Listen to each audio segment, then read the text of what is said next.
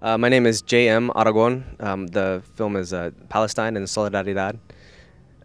And yeah, it's a short documentary that's about a delegation of Palestinians I was able to go down to the U.S.-Mexico border with, and they were able to see the border wall, and I documented their experience there, and they shared their perspectives about border struggles that in Palestine, and got to see kind of their reflection about the situation here at the U.S.-Mexico border. It really inspired me by the trip, the delegation that I was able to be invited to. There's a human rights organization group in Tucson. I live in Tucson called Corazón de Derechos Humanos, and they organized this trip to invite these Palestinians to kind of see what was going on here and share their stories to us living in Tucson on the border.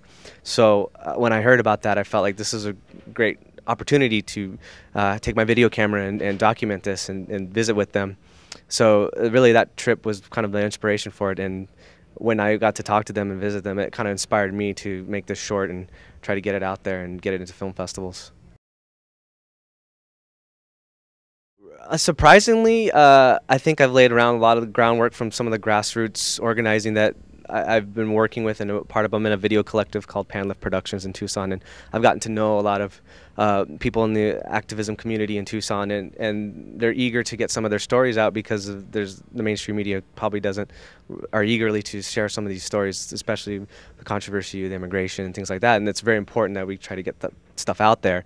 So that kind of laid already for me an opportunity to seize the moment, and the difficulty wasn't there for me. The difficulty was trying to figure out the best way to tell the story. I got a lot of footage when I was there. That was over 3 days they were there, and I felt like this could have been a very longer piece, but I felt like the moment at the border wall with them was the moment that should be the short. So the 5 minutes that I present in the short is pretty much what I feel says the best message of what it was like to be there with them at that moment.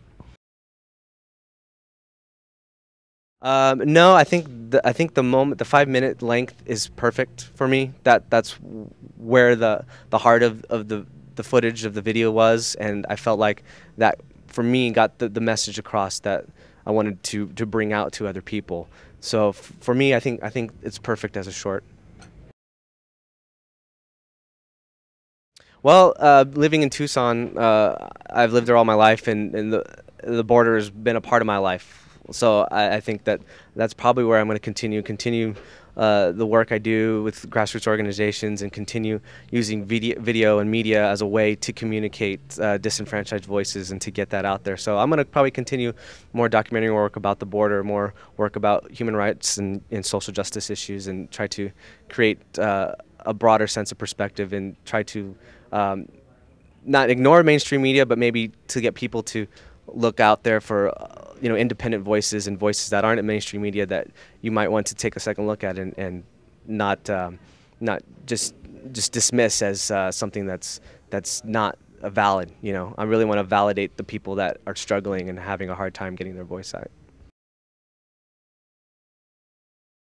For me, I really felt that there was a connection, that living at the border, that there's border struggles all over the world globally, and that we're living in one world, in one community, and we need to recognize these struggles all over the world, and try to help out people that are living under occupation, that are oppressed, and giving that perspective, especially with that issue of the Israeli-Palestine issue. It's such a very divisive topic for people, especially here in America, and a lot of times the conversation, in my viewpoint, is one-sided.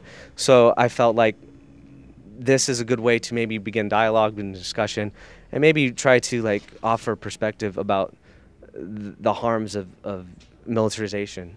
I think we've seen it more in America recently, the last 8 years, and it doesn't just occur here, it occurs all over the world, and there's similar stories to hear that are connected both by U.S. military-wise and also just politically-wise. So to try to open the minds of people into listening to perspectives that they're not hearing is kind of what I got from that time that I spent with the Palestinians.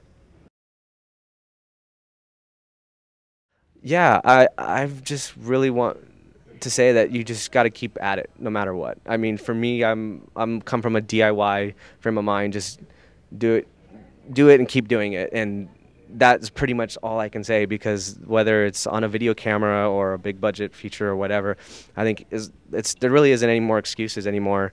You can just go out, you can get a computer, you can get a video camera, you can go online and learn how to shoot, you can go online, learn how to edit.